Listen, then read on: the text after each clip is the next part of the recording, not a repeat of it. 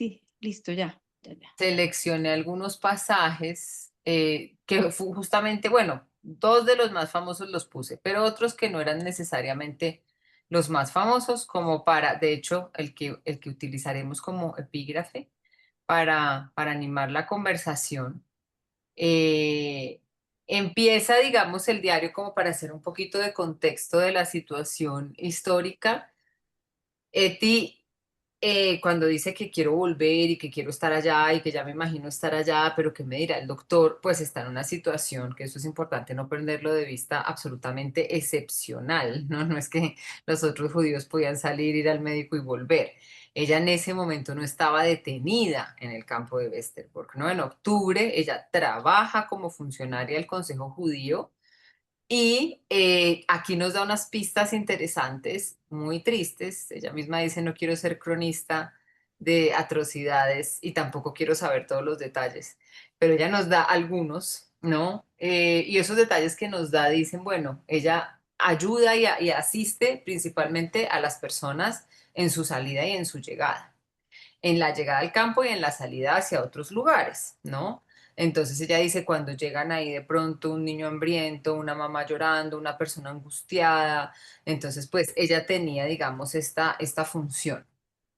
En este momento particular de octubre, ella se ha retirado del campo por unos días porque no se encuentra bien de salud. Este es un tema que hemos pues trabajado a lo largo de todo el diario y es la relación de Eti con su cuerpo, con la salud, con la enfermedad, la manera en la que ella se refiere a eso, las conexiones que pueda tener con su familia, con sus relaciones, ¿no? Los temas, digamos, de la alimentación, que es algo que aparecen frecuentemente, seguramente tienen algo que ver con detalles que ella nos narra en otros en otros cuadernos a propósito de la relación con su madre, de quien ella misma dice que siente que tiene una relación poco sana con la comida. Entonces ella también tiene diferentes malestares, otros asociados también de pronto al dolor de cabeza o a simplemente una especie, ella la llama así como de debilidad, dice incluso, no sé, puede ser una anemia o algo así, pero se siente sin fuerzas fundamentalmente, que pues nosotros decimos, bueno, pero apenas natural en medio de todo ¿Te lo que puedo está interrumpir un viviendo. momentico ahí? Es que justamente haciéndole el seguimiento al tema de la salud física, que ya comienza a quebrantarse desde septiembre, que fue el mes anterior que trabajamos la vez pasada, y que Ujú. evidentemente tiene mucho que ver, pues además de que tiene una frágil salud, porque todo el tiempo se ha quejado de cosas, tiene Sí, mucho que ver la pérdida de Julius, evidentemente, ¿no? claro, Eso es un factor importante, más aún cuando ella es muy consciente de cómo sus emociones están condicionando también su estado de salud, ¿no? sí, Y aquí, y es curioso que si en septiembre estaba ella, digamos, fuera del campo, todavía en octubre sigue fuera, todavía no se ha reincorporado del todo, ¿ves? Entonces sigue enferma, sí. ¿no? Y Y eso, eso pues, de la salud es muy interesante, pues en ETI sin duda no es una condición y tampoco es algo que ella haya hecho voluntariamente, pero en algún momento habíamos comentado esa coincidencia de que pues muchas veces es una figura literaria, ¿no? Como de cómo las fuerzas del cuerpo flaquean o se habita un cuerpo débil, un cuerpo frágil, y en cambio se tiene pues un alma y un espíritu pues completamente desbordado, que es una característica de muchas místicas, ¿no? De sí, muchas sí. místicas tener una mala salud física, ¿no? Tengo pues súper presente, además de la misma Hildegarda, que de hecho sus visiones empiezan por como pues una forma de terrible migraña y dolor de cabeza. Am, ¿Cómo es que se llama? La santa, la colombiana, la de Tunja, que no es santa, Francisca Josefa Josefa del del Castillo. Castillo, no, Francisca Josefa del Castillo, ella también sufre desde muy niña de terribles dolores, ¿no? Y dice cómo sus hermanas en el convento se burlan de ella y la toman del pelo porque es débil, porque es frágil, pero pues por otro lado, ¿no? Tiene este don también de las visiones y de una comunicación más allá. Entonces, ese tipo es, seguramente no lo usa en ese sentido, pero es interesante, ¿no? Que tiene esta relación con el cuerpo, que hace que el cuerpo, como se dice en fenomenología, pues se haga presente, ¿no? Cuando uno no está enfermo, pues no se acuerda que tiene cuerpo. Uno se acuerda que tiene cabeza cuando le duele, o que tiene barriga cuando le duele, o que tiene huesos que van por dentro cuando le duele la cadera, la rodilla. Entonces, en ETI hay un trabajo muy interesante, digamos, fenomenológico con eso de hacer presente su propio cuerpo. Entonces, en este contexto, pues ella dice en estas primeras páginas de octubre, te prometo que viviré de acuerdo con mis mejores fuerzas creativas.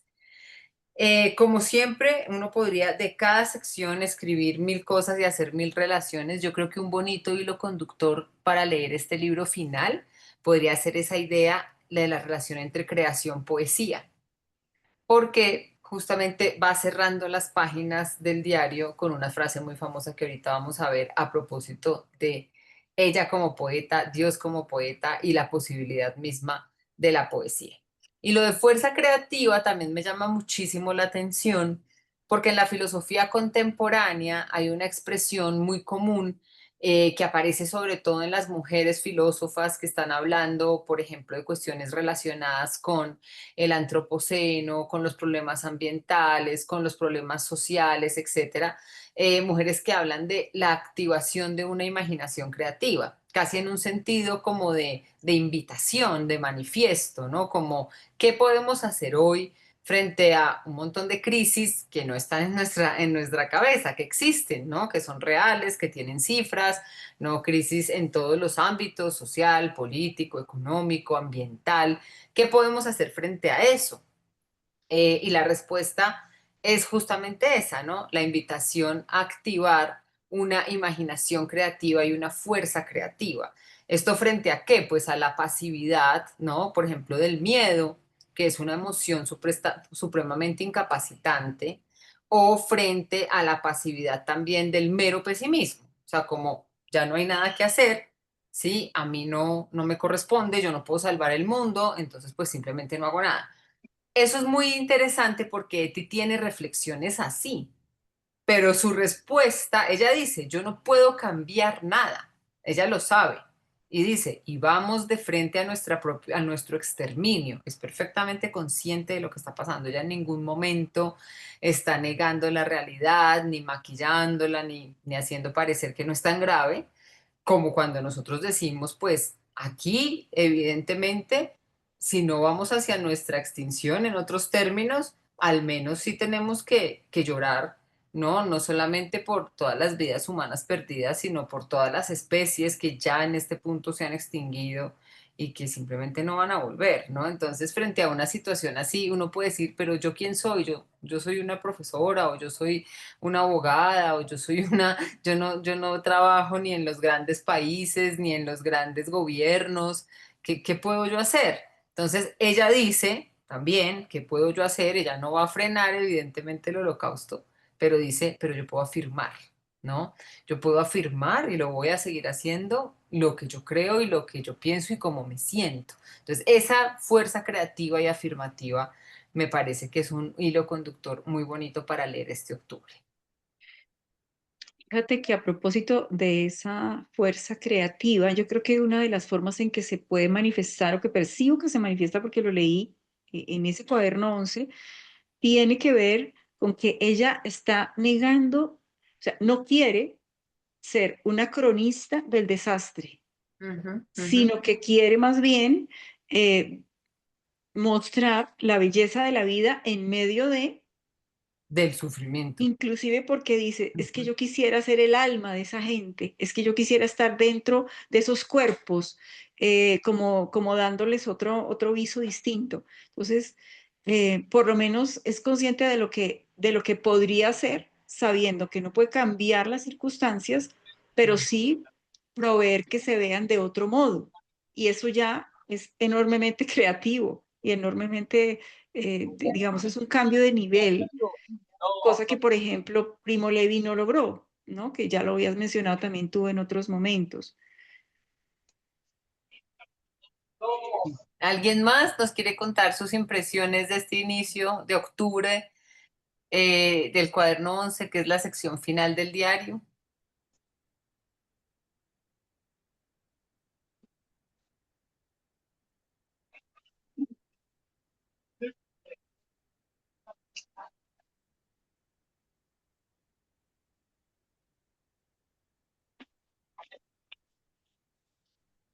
Bueno, voy a seguir con la siguiente propuesta de frase para que la pensemos. Esta imagen es del campo de Westerburg, o sea, una imagen real del campo. En algunos momentos he tenido la sensación de que toda mi vida había sido una gran preparación para vivir en esa comunidad. Entonces, cuando yo seleccionaba los pasajes, decía, bueno, sí, hay esos súper famosos de los que ya de hecho hemos hablado porque es imposible, ¿no? Pero este me llamó particularmente la atención, ¿no? Una preparación para vivir en esa comunidad. Se está refiriendo a la comunidad del campo, a la gente que pues está allá, ¿no? De hecho, su amiga en esos días también sale una mañana y ella hace la cuenta y desde Ámsterdam dice, ah, sí, ella ya debió haber llegado, ¿no? Y es muy interesante además porque aquí es donde te hace también todas esas reflexiones en torno al amor, ¿no? Y dice explícitamente, bueno, que soberbia esa de pensar que uno solo puede amar a alguien o que uno le va a dedicar su vida a amar a una sola persona, cuando hay tantas personas para amar. Entonces, como ella no es que haya pasado como de una vida solitaria a una vida en comunidad, porque de hecho siempre vive en comunidad. De hecho, vive en una casa con más personas, ¿no? Con Han, con mujeres, siempre está rodeada de amigos, siempre está rodeada de sus compañeros de la universidad. O sea, no es en ese sentido, es en un sentido más profundo esa idea de comunidad. No sé qué les diga esto. Es curioso que ella busca siempre retornar a Westerburg. Mm, Desde el momento en que ella empieza a trabajar en el campo, le hace falta volver. mm, Y eso hace que sea en medio de la terrible situación que también se pregunta uno, ¿no? ¿Cómo es posible que esto le parezca, diríamos, hasta entrañable, ¿no? Porque mm. encontró allá al ser humano en la cruda realidad, puro y desnudo, diríamos, en toda su fragilidad total. Y yo creo que ahí es donde sintoniza ella su propia fragilidad, su enfermedad, toda su situación previa, sus emociones y demás, con lo que está pasando en los corazones y en los cuerpos de estas personas que ella acompaña, mayores, bebés que están naciendo ahí, mujeres, etcétera. Entonces eso hace la comunidad. Y cuando ella relata, porque en las cartas seguramente veremos continuidad de esto que tú estás diciendo, cuando ella relata episodios muy chiquitos del cotidiano de Westerburg, cuando su amigo, ahora sí me olvidó, mecánicos, no, no sé si era mecánicos o cuál, que Puede ser. creo que sí, lleva allí algo de comida, cuando comparten, cuando ella atiende a una señora que está teniendo un bebé, cuando llega una señora mayor, llega al campo ese día porque llega un camión lleno de prisioneros judíos y una señora con toda su ingenuidad dice, es que se me quedó mi cajita de dientes sobre la mesa de noche, ¿será que alguien me la puede traer? ¿No? Y él te dice, ¿yo cómo le digo a esta señora que eso es Que imposible? no la va Vamos a a ver, necesitar, sí. ¿no? Entonces, esos detalles como que son sensibilidad muy profunda y yo creo que también eso conecta con la parte creativa, porque de lo Ujú. contrario no se podría tener esa sensibilidad. De acuerdo. ¿Quién más?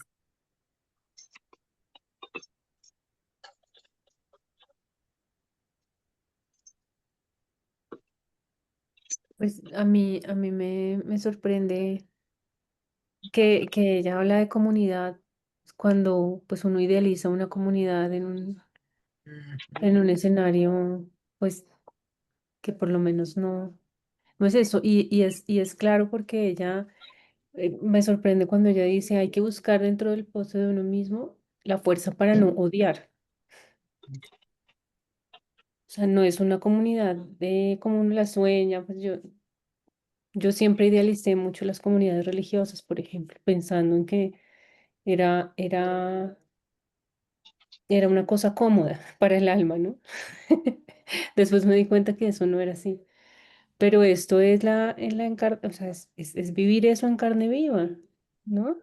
Porque no es una decisión de armar un grupo en comunidad para vivir ciertas cosas que todos estamos de acuerdo, sino que estamos obligados a enfrentar la realidad así, a flor de piel. Y no es una decisión de que es que yo me quise venir acá porque quiero servir o quiero de esta manera o de la otra. O sea, la fuerza de lo que significa una comunidad en esta realidad es mucho más poderosa.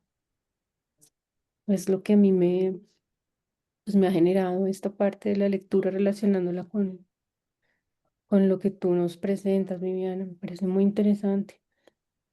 Sí, eso de la comunidad es impresionante porque efectivamente en la literatura y pues en la literatura cercana a Eti, ¿no? Que por ejemplo los poetas o San Agustín, se presenta esa comunidad idealizada, ¿no? En la poesía por lo general es como un ambiente bucólico, de tranquilidad, en medio de un locus amenus, que es lo absolutamente contrario de un campo de concentración, ¿no? Por ejemplo, o una idea, esa idea de inicial que llega a la filosofía de los primeros padres, pues del periodo patrístico, que todavía es la antigüedad tardía, llega esa idea como la que tú dices, un poco irreal e idealizada de las comunidades, como esos lugares de sabiduría, de aprendizaje, ¿no? Entonces está la comunidad de los pitagóricos, después la de la academia de Platón, después la de Epicuro, que es de hecho de las más idealizadas, ¿no? En medio de un jardín maravilloso, con personas, a diferencia de la academia de Platón, que solo entraban varones mayores de edad y ricos, el jardín de Epicuro que entran mujeres, niños, entonces uno dice, no, uno se imagina hasta la gente filosofando en medio de las, ¿no? de las flores y las frutas, casi como en el Teazos de Safo, pero seguramente tampoco era así, por un lado, ¿no? Y por otro, eh, lo interesante de esta comunidad, como tú dices, es que justamente no hay esos filtros, ¿no? A la Academia de Platón solo entraban hombres cultos, por supuesto, ricos, por supuesto, ¿no? A los pitagóricos, hay un santo, San Justino Mártir, que cuenta que él intentó entrar a muchas escuelas, pero en cada una le ponían requisitos muy difíciles. Y los pitagóricos, por ejemplo, lo ponían a hacer unas cuentas dificilísimas que él no sabía, o lo ponían a practicar música y él no era bueno en eso. Entonces, como que todos esos filtros de lo que normalmente constituye una comunidad, pues acá no hay ninguno. Acá hay, como decía Rosana, niños, mujeres, ancianos, ¿no? En una situación además, en la situación más precaria posible, ¿sí? En una situación en la que también acudir a los propios talentos o a las propias bondades se hace muy difícil, ¿sí? Eti cuando dice ver a una mamá angustiada o a una mamá llorando y a mí me deben decir que tengo nervios de acero y en verdad no los tengo, pero tengo una sensibilidad tal que eso también puedo apelar a esa sensibilidad para aguantar el dolor y como cierra con sus últimas poéticas palabras, ¿no? Y para hacer bálsamo para todas esas heridas, ¿sí? Entonces ahí hay un crecimiento también muy importante en sentido espiritual de nuestra joven Eti, tan centrada en su cotidianidad, en su comunidad y sí, idealizada, esta comunidad de mujeres jóvenes y bonitas en torno a Spir, por ejemplo, a esta situación. Padre, adelante. Eh, puedo, vea, eh, al principio, en octubre precisamente, yo me quedé como anclado en algo que sintetiza todo lo que ustedes han compartido. Que dice, mm, ¿qué opinas de tanta poesía en ayunas? Mm, Vengo a cambiar mis muchas pequeñas inquietudes por una gran paz. Y hace una exclamación entre esos los párrafos. Mis padres, Dios mío, mis padres. Yo me pregunto qué, todo lo que hay en esa exclamación, pero a mí me encanta esta frase que me pone, eh, Dice, ciertamente, en nuestro exterminio total, porque tiene los ojos muy abiertos de lo que está pasando allá. No hay ningún negacionismo. Dice lo siguiente, pero soportémoslo con gracia. Yo me he Ujú. quedado pensando mucho qué es esa gracia, ¿no? Eh, para los cristianos es una inundación, una visión y una sensibilidad que viene del abismo absoluto de Dios que toca a la criatura, ¿no? Y dice, uy, no, esto es más, tiene que haber algo más, la gracia, ¿no? Todo es gracia, bueno, y todo lo que son. Pero dice, pero soportémoslo con todo, soportémoslo con gracia. Y después viene todo eso de la poesía, que yo sé que tú lo vas a tocar, ¿no? Y me gusta mucho porque más adelante, refiriéndose a San Agustín, dice algo, voy a retomar a San Agustín. Es tan severo y tan ferviente, eso me gusta, ¿no? Cómo lo sintetiza, y dice esto, tan pasional y tan lleno de verdadera devoción en sus cartas de amor a Dios. En realidad son las únicas cartas de amor que habría que escribir cartas a Dios. Y yo escribía ahí en mis noticas, pero yo le escribiría una carta a Dios hoy de amor, pero con un reclamo muy fuerte. Si nos amas, no sé, eso quería aportarlo porque lo tengo ahí en las noticas. No alcancé, yo no sé si no alcancé a escucharte el reclamo porque se cortó un momentín. El Ah, ya, reclamo muy fuerte. que yo le escribo cartas a Dios y la única carta de amor que habría que escribir, ¿no? Cartas a Dios, pero yo puse ahí en mi nota, yo le escribo una carta a Dios como uno le puede reclamar a alguien que ama. Y así me tratas, así nos tratas. O pues, como cuando uno le reclama a alguien, si no dices que me amas, que nos amas, que somos tu obra, etcétera. Bueno, va más como mi meditación, mi interiorización oracional sobre el texto, ¿no? Y bueno, era lo que quería aportar en este momentico. Muchas gracias, padre. ¿Quién más?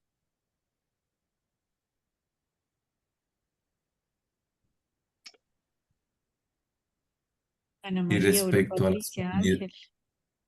respecto a las comunidades, como yo tengo esa experiencia, yo me río mucho. Claro, Yo me río mucho porque a veces eso es como tan, tan ingenuo. Entonces, en algunos conventos se dice, esta es la puerta al cielo. Y yo una vez con mi ironía dice, atraviesa y verá como a qué sabe el infierno. Pero eso no se debe publicar, por favor. claro que no, padre.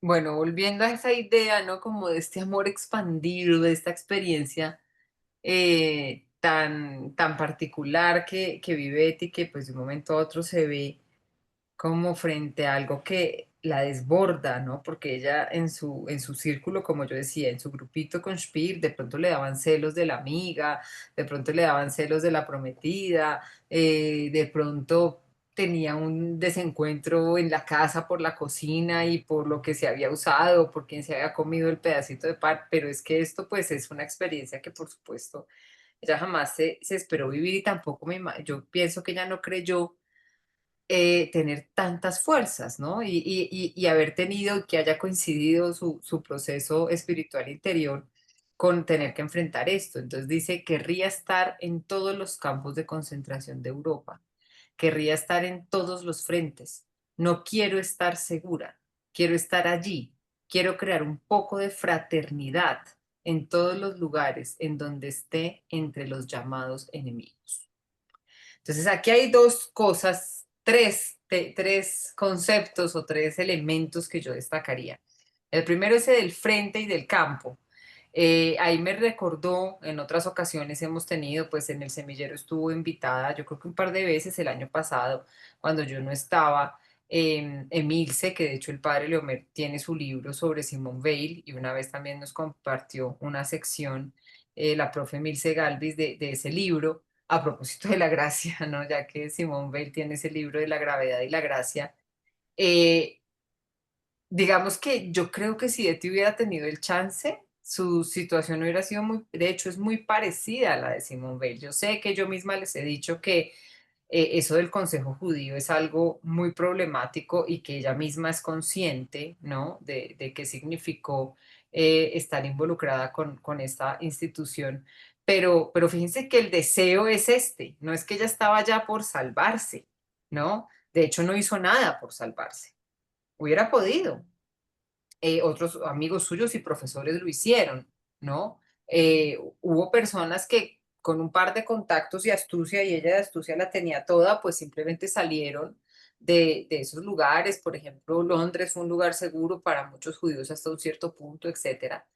Simone Weil, que se va al frente, ¿no? Y luego se tiene que volver de nuevo por una enfermedad, otro caso de una mística del siglo XX, aquejada por dolencias físicas de todo tipo. Ella tiene que volverse, pero entonces la manera de permanecer en el frente es comer lo que comía un soldado de la resistencia hasta que se murió.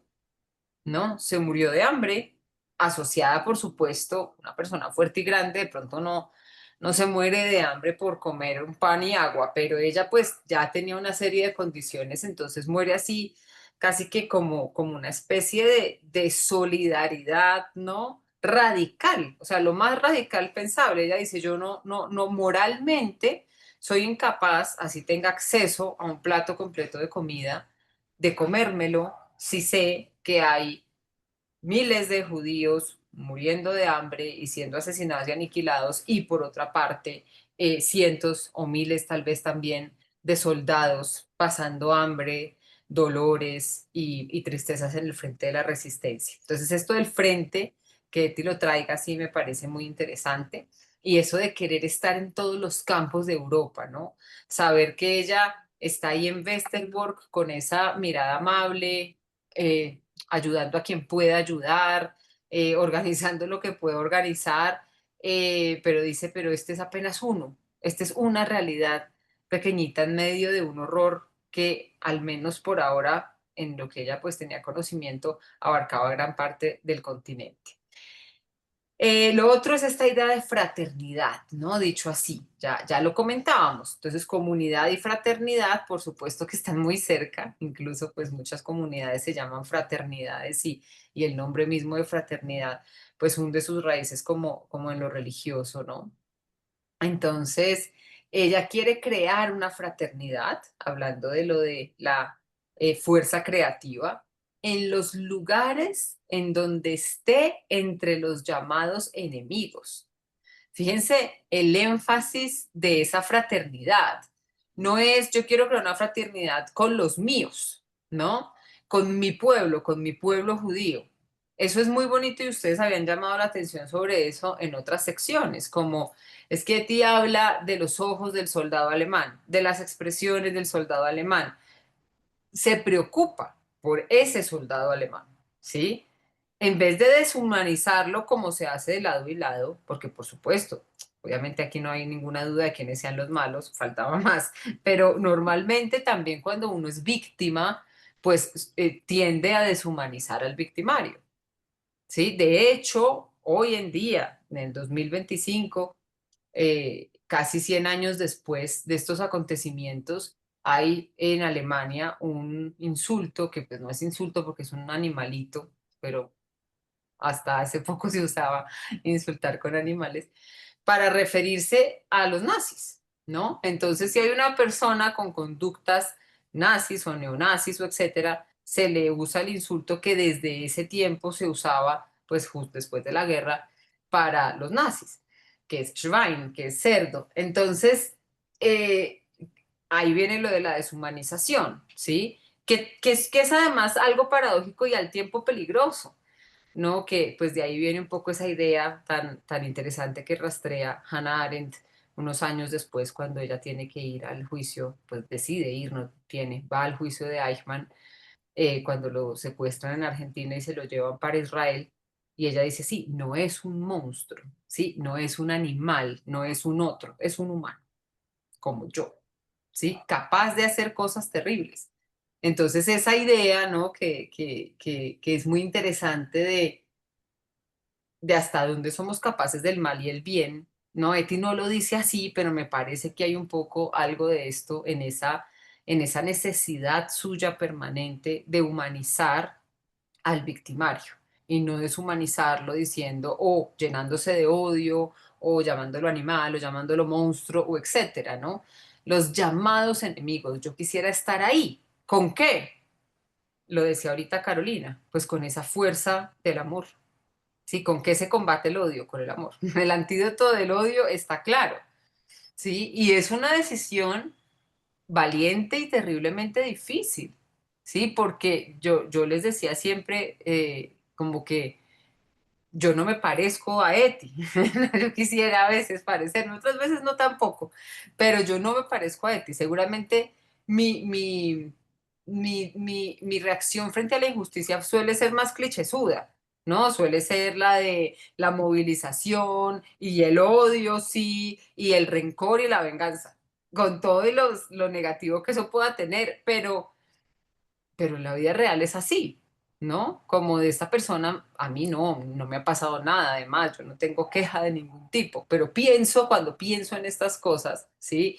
Y en las injusticias del mundo, ¿no? Pienso como es el colmo y estos malos deberían pagar por esto horrible que hicieron, ¿sí? No pienso como ético, como entonces hay que responder con amor a esto que está pasando, porque me parece también imposible, ¿cierto?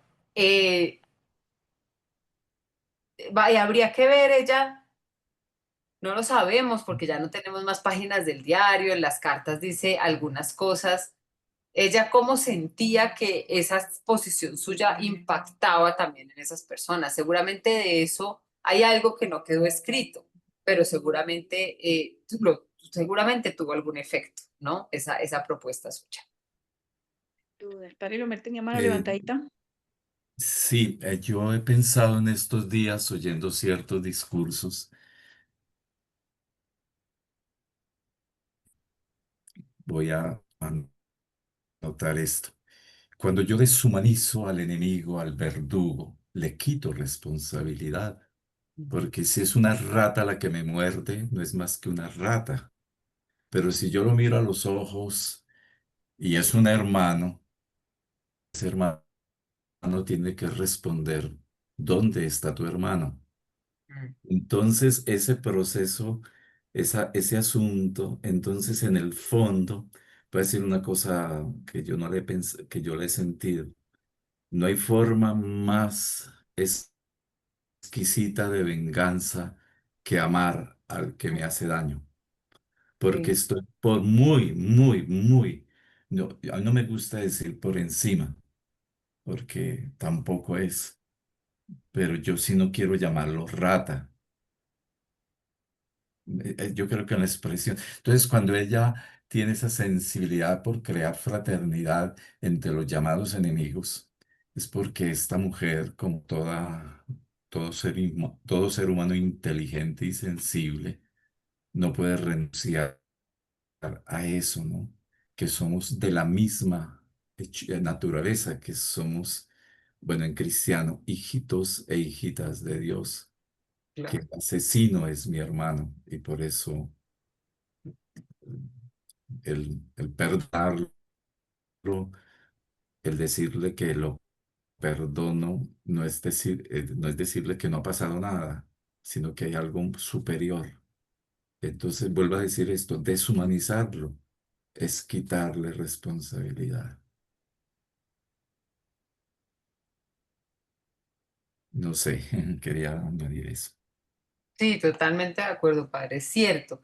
Y yo creo que muchas veces que nos preguntamos y vemos y constatamos la actualidad y la pertinencia del mensaje de Eti, en estos tiempos, ¿no? En los que, por ejemplo, porque existen unos medios de comunicación que no existían hace 30 y 40 años, como por ejemplo las redes sociales y etcétera, que parece inofensivo, entre comillas, o sea, como que es que yo no le estoy yendo a pegar a esta persona, la estoy insultando, estoy expresándome con un lenguaje de odio y de venganza en redes sociales, pero pues está ahí, se quedó ahí. Eso sabemos que no es así, ¿no? Eso desafortunadamente hemos constatado que no es así, ¿no? Que por lo general si hay una persona que desde su perfil odia a un grupo de personas, sean las mujeres, los inmigrantes, los judíos, lo que sea, ¿no? Los palestinos, eso después se traduce, por supuesto, en una violencia real, ¿no? Entonces, el uso de todas esas expresiones, ¿no? El uso de las expresiones que deshumanizan del uno y del otro lado, lo que hacen también es decir, y eso es lo grave de lo que se dice con esas palabras, ¿sí? Y de los efectos que eso tiene en el sentido de los efectos perlocucionarios, es que se está diciendo que hay unas vidas que valen menos que otras, ¿sí? Eso es lo que se logra en ese sentido. En primer lugar, de quien deshumaniza para maltratar, pero de nuevo también de quien responde a ese maltrato en los mismos términos. Entonces, por eso es un círculo de violencia que pasa de la violencia simbólica a la violencia física y decir, no, es que habría que responder con el lenguaje del amor. Sí, puede sonar a frase de cajón o puede sonar a algo que es imposible porque somos humanos y porque estamos llenos de sentimientos y de emociones y de pasiones y eso es lo que nos mueve. Pero justamente, ¿no? El amor también es una pasión que desde la filosofía cuando se ha estudiado se ha dicho siempre que es lo que yo decía antes a propósito del miedo, mientras el miedo es paralizador, el amor moviliza, ¿sí? El amor es potencia, el amor, potencia y acto en el sentido filosófico también, el amor dinamiza, ¿sí? Entonces, efectivamente, eso que dice el padre Leomer, pues tiene mucho sentido, no solamente para, digamos, la experiencia y la vida de Eti, sino para la de todos y para todo lo que estamos viviendo en una escalada también de expresiones de odio, ¿no? Cada vez, y de deshumanización cada vez más profundas y más claras. Sí, es, y de polaridades pareciera infinitas, que yo Sí, creo que en eso, pues, además, no sé si eso es otro tema, el tema de las polarizaciones, de las posturas, ¿no? Que de alguna forma también estaban presentes en el momento que vivió Eti, claro. de otra manera, pero igualmente complicadas. Fíjate, la lucha de Eti cuando conversa con su gente, con sus hermanos judíos, como para que no odien y para evitar que se suiciden y que busquen venganza y que todo eso, ¿no? Entonces, ¿cómo, cómo cíclicamente, ¿no? Es impresionante, ¿no? O sea, quienes estudian como los ciclos de la historia, como lo que, lo que ha dañado tanto a la humanidad tranquilamente se repite y vuelve, ¿no? Como que no hay memoria, como que no hay, no se puede, no hay, ¿dónde quedó lo que llamaría Jung, ese inconsciente colectivo de ese dolor de esta humanidad? ¿Dónde quedó eso? ¿No? Esas son preguntas que uno se hace. ¿Qué No, pasó claro. ahí, no? A mí un caso que de las cosas horribles que pasan, que me llamó tanto la atención y me hizo llorar mis ojos, fue ese caso de esa niña española, no sé si lo vieron, que se suicidó. Una niña divina, ¿no? Además, Marta se llamaba la niña, de 14 años, que se suicidó porque llevaba años siendo víctima de bullying por parte de sus compañeros, ¿sí? Y yo decía, ¿cómo es posible que siga pasando esto? ¿No? La denuncia de la familia y todo eso, pues iba más a activar cosas legales porque el colegio no hizo nada, ¿no? Y sigue pasando, por más de que el Ministerio de Educación diga hay que tener un protocolo, hay que hacer no sé qué, pues muchas veces lo que hay detrás, ¿no? Que pues en este caso no se dijo, es justamente eso de lo que estamos hablando, ¿sí? Que por ejemplo, en mi universidad, que ya son personas adultas, pues esto era un colegio de secundaria, hubo denuncias graves hace poco por casos de bullying y algo de lo que pasaba era que unos estudiantes cogían los trabajos después de clase de otros y los quemaban, ¿no? O sea, nosotros nos quedamos, decíamos, pero ¿dónde estamos? Sí, pero ¿qué es esto? Entonces sí, decían, este trabajo está muy malo, entonces lo vamos a quemar. Y la víctima, pues no se lo quemaban al frente, pero pues como todo está en los videos y en las redes, pues hacían un video burlándose del trabajo y quemándolo porque estaba muy malo y le llegaba al pobre que lo había escrito. Eso en estas edades puede destruir una vida, ¿no? Completamente la autoestima, lo que uno es que se pone en juego ahí cuando uno está en la universidad. Eso es lo que uno es, no es más. Porque cuando uno ya es grande no le importa, uno entiende que el trabajo es el trabajo y si se cae bien o se cae mal o si se burlan de uno, pues ya no importa y uno tiene otras cosas y uno ha crecido y uno tiene unos fines súper claros, pero a los 18, 19 y 20 años ahí se está jugando uno la vida.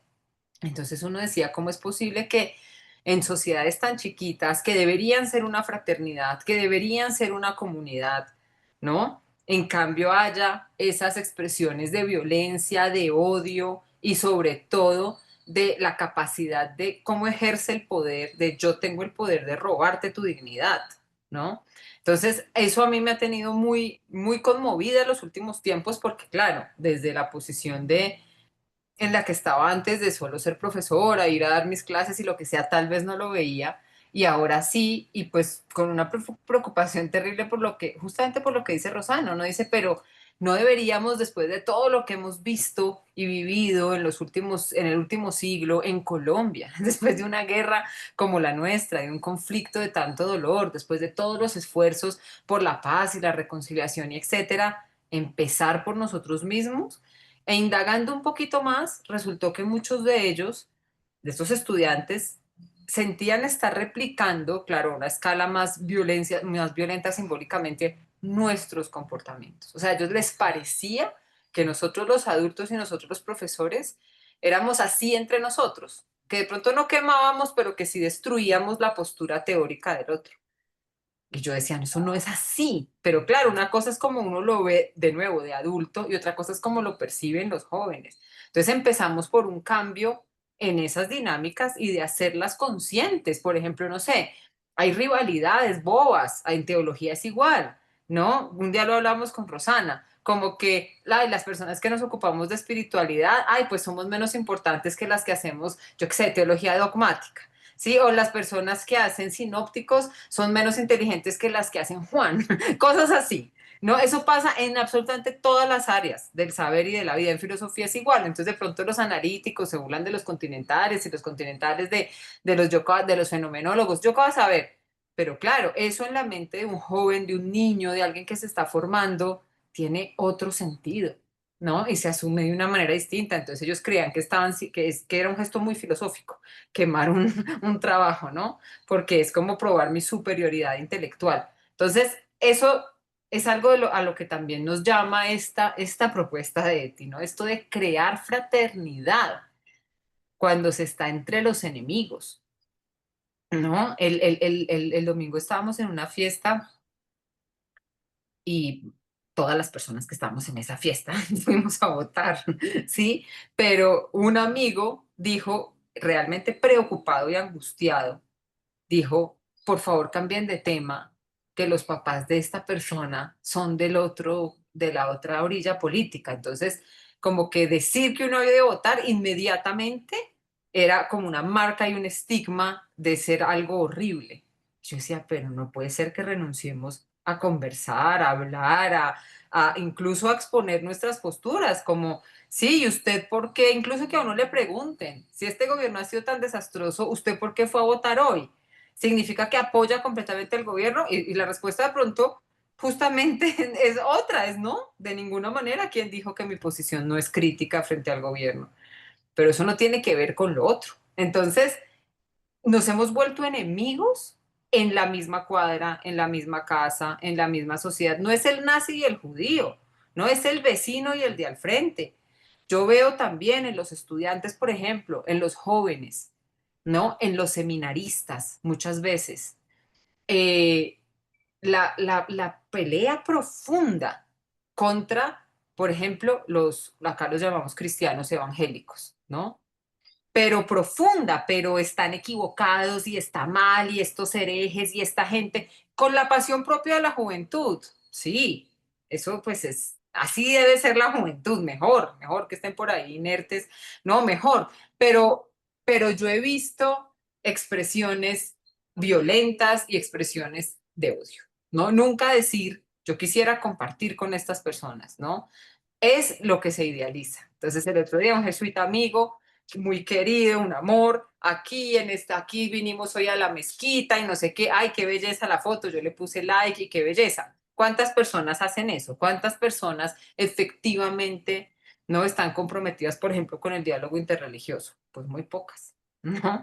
Y ni se diga en otros ámbitos. Entonces, esto me pareció supremamente poderoso para nuestros tiempos. Los Ana María, malvados enemigos. tú que estás viviendo un momento tan particular en tu país. Sí, también tuvimos voto el domingo Ujú. y hubo un poco de ausentismo, igual votó más de un 60%, pero a mí lo que me pasa a mí es que también está en la polarización, siempre es a favor o en contra del anterior gobierno o apoyar este para que el otro no pueda volver, porque pero yo no acuerdo, o sea, es es una cosa que no hay un mea culpa dentro de cada fuerza política. Entonces, Claro. yo a veces es como que digo, también no quiero volver atrás a lo mismo, que no quisiera que continuara, pero tampoco quiero esto que está ocurriendo ahora, que si se quiere es como el único freno que tiene aquella otra fuerza mayoritaria. Y la verdad que el resultado, yo voté a alguien que son para la Cámara Legislativa, que no los votó nadie. Este, y generalmente me pasa así, que voto unas minorías que nadie elige, pero hubo apoyo al actual gobierno, que eso me Sí, llama mucho la total. atención. Mm. Al gobierno Bastante que alto tenemos el ahora, porcentaje. Estuvo alto el porcentaje de pero apoyo. altísimo. Altísimo. Preocupante. Y, y yo por otro lado, eh, a ver, en mi parte, digamos, humana, te digo, así como bien del llano, yo en realidad es como a ver, por eso lo de Eti creo que es un estado de conciencia superior, que después quiero hablar de eso. Pero yo en este estado de dualidad siento que si bien a esta fuerza yo no la voté y no estoy de acuerdo, sigue siendo la única contención que veo a la otra fuerza, que tampoco quiero que continúe tan fuerte, que sí va a continuar, porque como también se va a desacreditar, me parece a mí como que, pero esto es un ir y venir entre polaridades. Y yo les Ujú. quería mencionar que me compré un libro que todavía pero vos lo debés conocer, Viviana, ustedes. David Hawkins es filósofo y médico. Sí, no lo Y conozco. no, bueno, él analiza acá, digamos, los estados de conciencia, ¿no? A través de un paradigma que tiene que ver, me parece, con la mirada me parece que de la tradición védica, de la Advaita, de la no dualidad, Mm. pero hace todo un análisis de las religiones, de los estados de conciencia, y en Qué algunas cosas interesante. es muy interesante porque te compara, por ejemplo, para responder una pregunta te dice, bueno, la respuesta del ego es esta, la respuesta del amor o de la conciencia es esta otra. Y yo digo, y incluso como conceptos de Dios que no, como de un Dios inmóvil que no hace nada, que no actúa, no ejecuta, porque es el estado del, a ver, como que no está a favor o en contra de algo. Él ama, es presencia, es un ser, sí. que Ujú. los que tomamos postura, digamos, somos los que estamos en la manifestación. Y en eso me hace acordar un poco cuando Eti habla de, Dios mío, como que nosotros tenemos que hacer, porque vos no estás impotente, dice ella, ¿no? Pero en Ujú. realidad es una presencia que es un motor en esto que vos decías de las fuerzas creativas, pero como lo ve también este autor, nosotros le adjudicamos a la voluntad de Dios, ¿no? Como que esto es la voluntad de Dios, Ujú. o le pedimos a Dios que haga esto a favor o en contra de lo que nos gustaría a nosotros. Claro. Y en realidad habla como de un estado de existencia, de conciencia y de presencia, ¿no? Más de un Dios que además está en todo y en todos, ¿no? Por eso cuando hablábamos, bueno, en el alemán también, en ese ser horrible que puede ejecutar y obedecer cosas eh, eh, terribles, insensibles, pero como, bueno, es como, entonces yo digo, si también hablando de esto del bullying y digo, falta como que arranquemos de inicio, ¿no? O que falta Sí. esto del diálogo también interreligioso, aclarar muchos temas que tienen que ver con la conciencia, con los conceptos que tenemos de Dios, de la existencia. Como que creo que es la única manera de moderar todo ese impulso que tiene el ser humano, tan de autoafirmación del ego o autodefensivo. El odio Mm. nace del miedo y el miedo nace de que me tengo que preservar, o sea, pero si Exacto. no aprendemos a entender esos mecanismos, vamos a seguir como en la edad de piedra matándonos unos a los otros, más sofisticado, digamos. Sí. Este, pero me parece, y ese entendimiento tiene que ser muy trabajado, y en el caso de Eti, no sé, tuvo un estado especial de iluminación, de gracia y de comprensión que bueno, en el resto de los seres mortales tenemos que trabajarlo, pero a mí me pasó ayer con lo que quiero a mi perra, que no me hacía caso, la quería matar, porque yo necesitaba ir a un lugar y ella se me plantó y no caminaba, y yo digo, ay, pero me sacó en ese momento, ¿no? Y con lo que yo la quiero, digo, bueno, Dios mío. Eh, entonces, ¿cuánto nos tenemos que conocer, trabajar y darnos cuenta de nuestras limitaciones? Y ni hablar cuando ya es en contextos sociales que se nos van de las manos del poder y de cosas que sí son aberrantes, pero la postura que toma Eti, tiene unas dimensiones de conciencia que bueno, la tienen los místicos, los santos, los seres que han alcanzado un estado de conciencia unitiva, ¿no? No dual, se dice, como, no dual. Todos estamos, la mayoría en la dualidad y algunos en grados así como superlativos del ego y bueno, instrumentalizando el poder para hacer de ese poder algo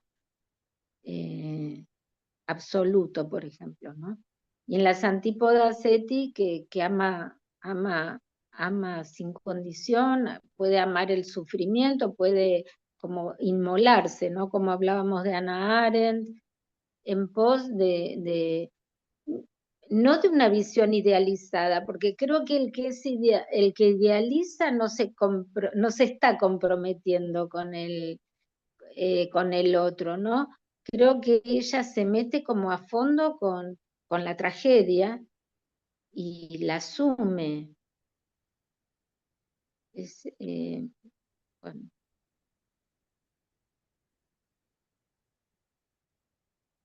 Pero esto del pensamiento no dual, yo creo que tenemos como la necesidad de que empiece a ser como algo en la autoeducación, en la educación, y conscientes de que la dualidad nos está enfrentando y se opone al amor y a la conciencia unitiva. Pero De no es acuerdo. un tema muy conversado todavía. Sí, no, efectivamente no. Muchas gracias, Ana María. Rosana. De eso no se habla mucho, pues Ana María, gracias porque me parece que tocaste un asunto que sí es importantísimo y que en las nuevas, digamos, los nuevos, diríamos, pensadores de la espiritualidad y los testigos espirituales, pues lo viven y lo plantean en este momento. Mi maestro, Juan Martín Velasco, me acuerdo que decía algo, es curioso, pero mientras más ha evolucionado la humanidad en el ámbito científico técnico, pareciera que ha disminuido su evolución espiritual. Y mientras eso ocurra, la humanización de la humanidad va a ser muy compleja, muy difícil, o sea, casi que inalcanzable. Por otro lado, Javier Meloni, el jesuita, es decir, está junto con otros, porque hay muchos que están en esa misma sintonía de la que tú hablas y el autor de este libro, pues está diciendo, es evidente la polarización en que estamos, el odio presente, la vivencia de un tipo de religiosidad que como que quiere recoger desde el temor en lugar de ampliar desde el amor. Pero todo eso se debe precisamente a que estamos en unos niveles en los que no queremos o no podemos o no nos han preparado para descubrir el valor de lo que necesitamos realmente.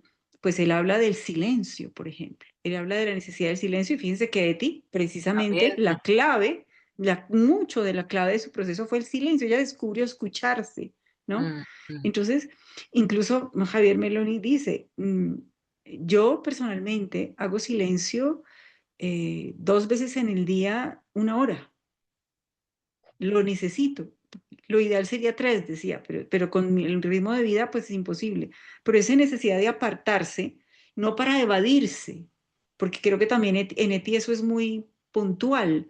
Y ya no se aparta ni llega a su interior para evadirse ni negar lo externo, sino todo lo contrario, para ganar más lucidez acerca de su entorno, de lo que está delante, para poderlo ver de ese otro modo maravilloso, creativo, de acoger, de abrazar esa humanidad, ¿no? Entonces, me parece que ahí hay mucho por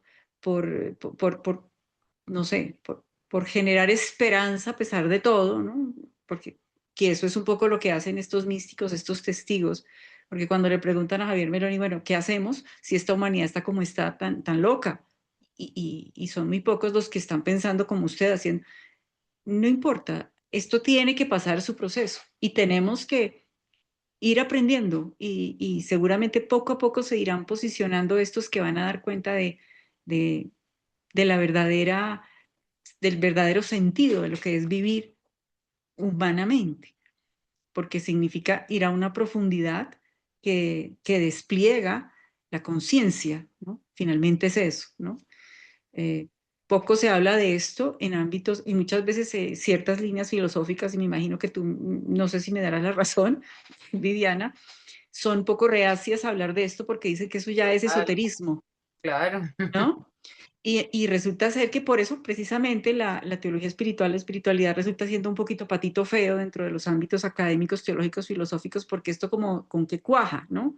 Esto como que dónde se sostiene, porque es que hay una sabiduría mayor, hay un conocimiento diferente, una manera de conocer diferente, que es esta, de la que estamos planteando y la que vive Eti realmente, pues la que nos abre a esa lucidez y la que nos propone, además, de una manera, o Simone Weil, por ejemplo, que es otra manera. Entonces yo digo, aquí hay una beta enorme que tenemos que, como sea, por la forma que sea, dar a conocer y sobre todo a saborear, ¿no?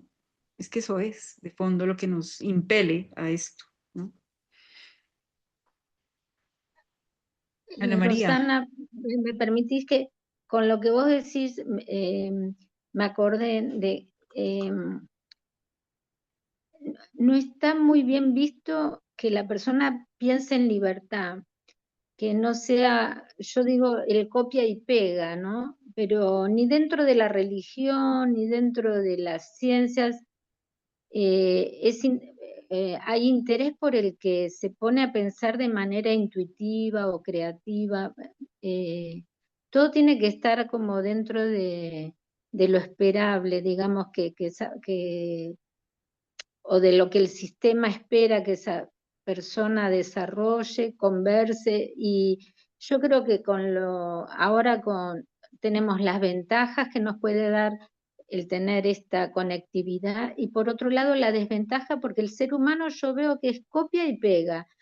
Veo en las fiestas infantiles que ahora todos están disfrazados como de Halloween. No llegó todavía Halloween, pero en dos fiestas infantiles de este fin de semana los niñitos estaban todos pintados como si fueran los personajes de las películas de los zombies.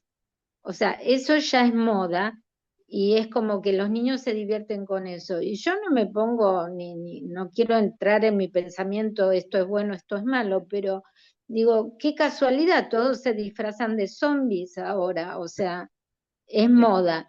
Y así, y es moda, qué sé yo, ser prepotente a lo mejor, y entonces me hago el malo y jodo a lo.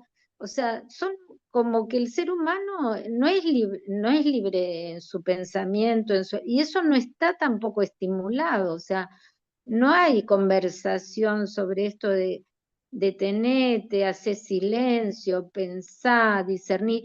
No, porque tampoco como era antes, esto está bien, esto está mal y tenés que hacer así. Bueno, por ahí hay gente que lo necesita, ojo, pero eh, esto de que somos capaces de un discernimiento, fomentar eso, ¿no? Como no es un camino sencillo, pero tampoco es, pero parece como que también hay que entrar en un vacío para eso, que al ser humano le da como un miedito también eh, interiorizarse, y no enseguida, bueno, tomo esta idea y la hago mía, ¿no? Y me identifico con esto y viva el de derecha, viva el de izquierda, y eso me da fuerza porque entonces somos más, ¿no? Distinguirse o ser una excepción es un acto de coraje. Estas mujeres lo han sido, pero Ujú, como a todos nos da miedo no ser por ahí esa masa. Bueno, eso también, de eso hablaba Erich Fromm, ¿no? ujú. Sobre el arte de amar y las masas. Entonces, pero cuánto falta trabajarlo como algo de crear este pensamiento, si bien hubo pensadores, digo, pero que sean temas, no los temas banales, sino los temas que nos toca pensar, no sé, en la escuela, En no cada sé, espacio que podamos, sí. en cada espacio que se pueda, ¿no? En vez de un programa de chimentos, hablemos, encaremos temas, este, si queremos que haya no sé, un efecto, porque si no estamos como siempre repitiendo, ¿no? Me doy cuenta que necesitamos todos tener una transformación en ese carácter de la forma de sentir, pensar, de vernos, identificarnos, ¿no? Que creo que él hizo todo ese trabajo, y con toda la presión de un medio ambiente tan adverso, creo que podría haber ocurrido como que, bueno, como que esa semilla cayó en esa tierra fértil. Podría haber también todo eso ahogado, ¿no? Como ella dice, ¿por qué todos los demás no desentierran a Dios, ¿no? No es que se lo pregunte, sino como que ella dice, yo quisiera hacer conciencia en ellos. Y bueno, no sé, es un poco esto, lo de hacer silencio. Yo necesité, después de estar en un grupo, después de caminar con una amiga que conversa demasiado a mi gusto, pero la quiero, entrar en una iglesia y fue como, Dios mío, y estaban en una ceremonia bastante nutrida de gente y todo, pero yo sentí como que me entraba energía nuevamente, porque venía como desgastada del ruido de las palabras, de todo muy lindo, lo intercambiado y qué sé yo, pero era como que necesitaba despojarme de mí, hasta de mí, de lo que traía, ¿no? Y estar ahí. eh, y sentí como que me entraba un aire nuevo. Y ella lo vive eso en el campo, cuando dice, no voy a pensar en las cosas del día, acá cuando dice, dejaba pasar de largo los sucesos, las impresiones del largo día, que era demasiado, y pensaba, déjame ser el corazón pensante de este barracón, quiero volver a hacerlo, querría ser, bueno, ahora permanezco aquí tumbada, paciente y calmada, me siento mucho mejor, no de manera forzada, sino realmente mejor. Lo logran en su cama, en esas condiciones, pero eso nos tiene que llamar la atención, esa posibilidad que tenemos de desenganchar en algún momento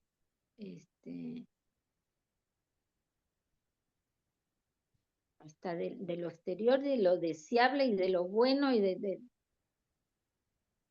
entrar en esa dimensión, qué sé yo, como decir, transhumana, porque es nuestra, es humana, pero es más allá de lo humano, de lo caótico que tiene lo humano también, ¿no? Entrar en esa calma de lo divino. Sí, ella lo dice así, que tal cual, en términos de paz, ¿no? Es otra de las palabras que aparece mucho en esta sección. Y es parte de la oración que compartía el padre, pero también tiene que ver con eso que tú estás diciendo, como que, por supuesto, pues, Eti está haciendo un esfuerzo, ¿no? Enorme, hay una gran conquista, evidentemente ella está, como tú dices, Ana María, en un nivel de conciencia claramente distinto, donde ha roto con el ego completamente, por decirlo en estos términos de lo que estamos hablando, pero de todas maneras está la tentación de caer en eso, ¿no? En esas pequeñas preocupaciones, en el dolor, en la preocupación por sus padres, en lo que le diga el doctor, en que si va a organizar aquí o allá, y dice, necesito paz, y le dice a Dios, dame paz, ¿sí? Pero por otro lado, que evidentemente es algo que ella ya ha conquistado, así tenga momentos como cualquier persona, como cualquier ser humano, ¿no? De flaqueza, momentos de dispersión, esa paz que ella ha conquistado es la que le permite decir esta frase que tú traías, déjame ser el corazón pensante de este barracón. Aquí hay, mejor dicho, no, de aquí podría hablar, y yo sé que por supuesto que Eti no conoció a los, a los teóricos latinoamericanos del siglo XX, pero pues esa idea de Sentipensante. de Sí, sentipensar, Orlando Falsborda, sí, sí. claro, ¿no? Entonces ahí esa es la primera cosa que resuena, pero la otra también es esa idea que ustedes han venido desarrollando tan interesante a partir del silencio y de la humildad, ¿no? En la filosofía contemporánea, de nuevo, hay una postura desde sobre todo la epistemología, que uno diría que de pronto es algo tan árido, pero no. La epistemología ha propuesto en los últimos años una idea que a mí me parece también muy poderosa y es la de la humildad epistémica, que tiene que ver con eso de lo que estábamos hablando, ¿sí? Como no pensar que en cada situación, en cada discusión y frente a cada problema hay solo una única verdad, pero tampoco es, porque entonces la gente inmediatamente dice, pero entonces es relativismo y todo vale y cualquier postura. No, no, es justamente también lo contrario del relativismo, esta idea de la humildad epistémica, ¿no? Y yo creo que Eti la practica, la pone plenamente en práctica, ¿sí? Eso es lo que le permite no ver al otro como enemigo. Eso es lo que le permite también no odiar al otro y simplemente invalidar cualquier posición y cualquier posibilidad de perdón o de reconciliación, como decía el padre. Si yo perdono, no es porque le estoy eliminando la responsabilidad. Yo no puedo perdonar, sí, usando todas esas horribles comparaciones que hacen con los animales, que todos son maravillosos, ¿no? Pero cuando también usan como insulto perro, rata, lo que decía el padre, ¿no? Yo no puedo perdonar a un ratón que de verdad entra a tratar de alimentarse con lo que encuentra furtivamente porque pues está siguiendo su instinto y es un animal, pero a un humano que toma unas decisiones y que hace unas cosas, yo lo puedo perdonar, ¿sí? Perdonar de nuevo tampoco tiene que significar ni olvidar, ni hacer lo mismo, ni repetir, ni devolverle, nada de eso. Es algo muy profundo y que son además unos valores que parecen revolucionarios por lo que son tan difíciles de encontrar, pero que son totalmente evangélicos, ¿no? Completamente. El de la humildad, el del silencio, el del perdón, el del reconocimiento, ¿sí? Que nos cuesta tanto en un mundo en el que ahora nunca hay silencio, ¿sí? Porque hay tantos estímulos más allá del ruido de las ciudades o de lo que sea, ¿no? Entrar a cualquier red social es como recibir un montón de estímulos, de gritos de todo tipo, desde buenos hasta malos, hasta insultos, etcétera. Y entonces encontrar ese momento de conexión con uno mismo y de silencio se hace también cada vez más importante y necesario. Ay, Homero. Eh, en la edición de las obras de Eti, cuando termina el cuaderno 11 dice, hay que saber aceptar las propias pausas. A mí Ujú. la palabra pausa me gusta mucho. El silencio es una pausa en medio de esto que tanto aturde. La soledad es una pausa en medio de esta falsa comunicación y comunidades que hay. Y la interioridad es exactamente, pienso yo, a mí me gusta mucho la palabra pausa. Hace muchos meses que antes de cualquier encuentro yo invito a juntar las manos y no digo orar ni nada de eso, ni hacer silencio, sino hagamos una pausa. Muy bien. Lo otro que yo quiero anotar es que cuando tú hablas de esa humildad epistemológica, no sé cómo lo dijiste, me viene inmediatamente un texto de Teresa de Jesús que Mm. no es, que es impresionante en las moradas sextas. Y lo voy a leer despacio porque junta algo mm, que tú has expresado bellamente. Una vez estaba yo considerando por qué razón era nuestro Señor tan amigo de esta virtud de la humildad, Mm. la humus, y dice considerando. Teresa era cabeza, pues. Púsoseme delante, a mi parecer, sin considerarlo, sino de presto. Esto quiere decir que como un golpe que le llegó, que no es el resultado del considerar, del razonar. Se puso esto. Es porque Dios es suma verdad y la humildad es andar en verdad. De manera que, ¿cómo es posible decir que se busca la verdad? Bueno, sin esta actitud de integridad. Entonces, atención a lo siguiente, dice, es andar en verdad, que lo es muy grande no tener cosa buena en nosotros, sino la miseria y ser nada. Y quien esto no entiende, anda en mentira, en esa visión de ella, el de la criatura. Y a quien más lo entiende, y atención, vuelve, considerar, entender, es que este es el rollo, ¿no? El de entender, por eso yo pienso que la filosofía es el ejercicio más puro de la experiencia interior. Preguntarse, ¿no? Entender. Y Jesús constantemente en el Evangelio dice, es que no han entendido, no han entendido. A lo siguiente, entonces, agrada más a quien más lo entiende agrada más a la suma verdad porque anda en ella. De manera que el asunto está en esto, ¿no? De qué entendemos y cómo lo entendemos.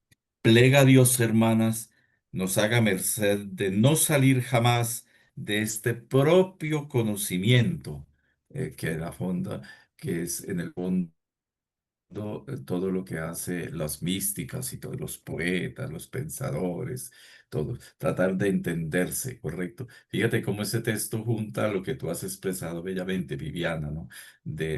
Sin esa humildad que no es una postura de la cabeza, ni un tonito de voz débil, ni nada de esas cosas, porque es que se confunde, o decimos es que es muy humilde porque andar a piento y mentiras, o esas tonterías de esas espiritualidades sosas. Pero aquí la humus es eso. Y yo quiero, con una frasecita que yo he llegado allí y me he quedado, y oyendo a Rosana y a ti, Viviana, cómo estaban preocupadas por el propio poco eco que tienen estos temas, a veces especialmente en las nuevas generaciones. Yo digo porque es una generación distraída, está demasiado distraída y vive en el momento la distracción que le llega. ¿Cómo captar? Y hay una cosa que podríamos hacer entre todos, que es la penúltima expresión de la edición. Querría ser un bálsamo para todas las heridas. ¿Y cómo hacer que este texto de esta mujer, esta experiencia, esta escritura, es todo esto que no, hemos estado ahí como cierto, fuera un bálsamo? Porque es que es una humanidad que está así, que necesita, con todo lo que implica bálsamo, ¿no? Correcto, unción, serenidad, ternura, bueno, tantas cosas que implica el bálsamo, bálsamo. Y eso lo dice ella, no lo digo yo. Les prometo no interrumpir más. Muchas gracias, padre, muchas gracias. Sí, esa es la tarea que nos queda, pensar cómo ser balsa. Yo quisiera cerrar con con este pasaje, que es maravilloso. Yo creo que nos dejará pensando y sintiendo, pensando muchas cosas bonitas. No llevo un poeta en mi interior, pero sí un trozo de Dios que podría convertirse en poeta. En un campo de concentración como ese se necesita un poeta que sienta la vida allí, también allí, como poeta, y sea capaz de cantarla.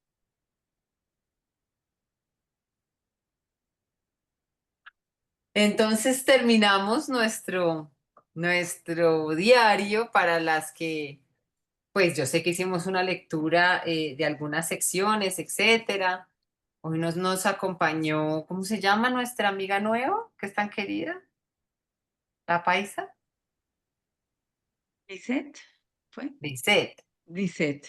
Pero Lisette, que estaba tan contenta con sus obras, pues también haber llegado a este punto y haberse unido a la conversación, que ella también trajo unas reflexiones muy lindas y unas ideas muy Sí. interesantes, pues que ojalá sea también que la anime a leer todo el diario, si no es que ya se lo terminó porque estaba muy contenta con la lectura.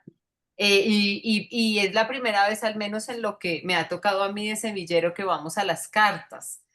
Las cartas son muy lindas, pero son muy tristes. También tienen otro tono, digamos. Vamos a ver qué cambia esto de la escritura de diario, que tiene unas características bien definidas.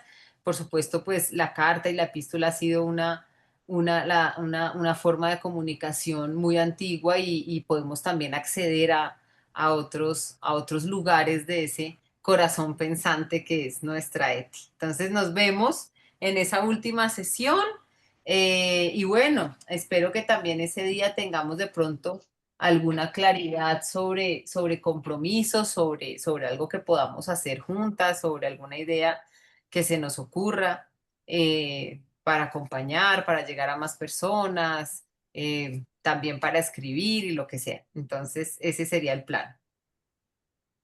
Muy bien, Viviana, muchas gracias. Sí, tendremos que seguirlo conversando y ver posibilidades. Y bueno, las cartas de Eti hay cartas de Eti, cartas a Eti y cartas encontradas posteriormente. Son más de 200 páginas de cartas. Lo que alcancemos a aproximarnos o en lo Sí. que nos queramos fijar. En lo que nos queramos fijar como atención, yo creería. Sí. Muy bien. Bueno, entonces seguimos en contacto en nuestro